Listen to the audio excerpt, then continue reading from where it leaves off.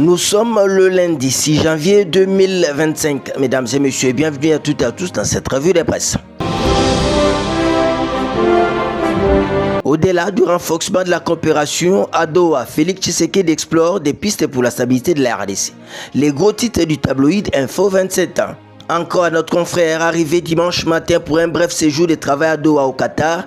Le président Félix Tshisekedi s'est entretenu avec l'émir Son Altesse Cheikh Tamim bin Hamed Al Thani, officiellement placé sous les signes du renforcement des relations bilatérales entre la République du Congo et le Qatar. Ces déplacements s'inscrivent également dans un contexte marqué par les enjeux sécuritaires cruciaux que font face la RDC. Selon la présidence congolaise, poursuit notre confrère, les discussions entre les deux dirigeants ont porté sur les opportunités d'investissement en RDC, un pays aux ressources naturelles vastes mais sous-exploitées. Les relations entre nos deux États sont récentes, il est impératif de les entretenir, a déclaré Madame Valérie Lusamba, ambassadrice de la RDC au Qatar, qui a participé à cette rencontre.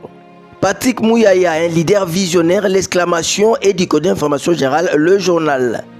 À lire dans la page internet de notre confrère, les briefings presse initiés par le ministère de la Communication et des Médias représentent une avancée majeure dans la gouvernance de la République du Congo. Sous l'impulsion dynamique de Patrick Mouyaya, ces programmes novateurs incarnent un modèle de transparence et de redevabilité, redéfinissant ainsi la relation entre le peuple congolais et ses dirigeants. Patrick Mouyaya, un leader visionnaire, Patrick Mouyaya, le ministre de la Communication et des Médias, se distingue par sa capacité à transformer la communication gouvernementale en un vecteur de démocratie. Son engagement à établir un dialogue ouvert avec la population est louable. En instaurant ces briefings, il ne se contente pas de répondre aux attentes des citoyens, il crée un cadre propice à la responsabilisation des autorités publiques. Autre gros sujet, Joseph Kabila, le combat qui dérange à la une du tabloïd Eco News.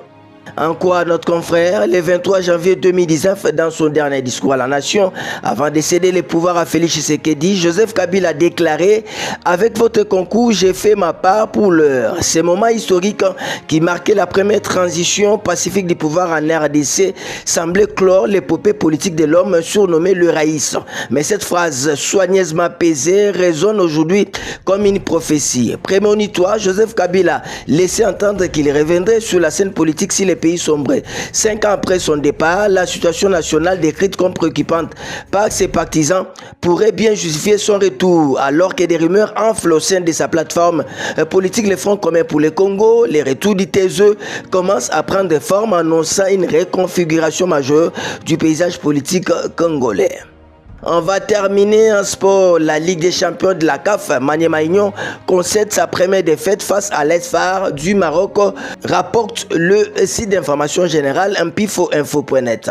Le Kambelembele de Kindu de Maniema ont enregistré leur première défaite de sa campagne en Ligue des champions de la CAF 2-0 face à l'Esphare ce samedi 4 janvier au stade d'honneur de Meknes au Maroc en marge de la 4e journée de la Ligue des champions africaine. Tout a commencé en première période avec l'ouverture du score de Khalid Hat Oukran à la 12e minute avant qu'Amin Zouzou ne coxe l'addition dans les temps additionnel juste avant la pause. Victoire maîtrisée pour les Marocains leaders du groupe B avec 8 points. Ça n'est donc fini pour cette revue de presse. Au revoir et à demain.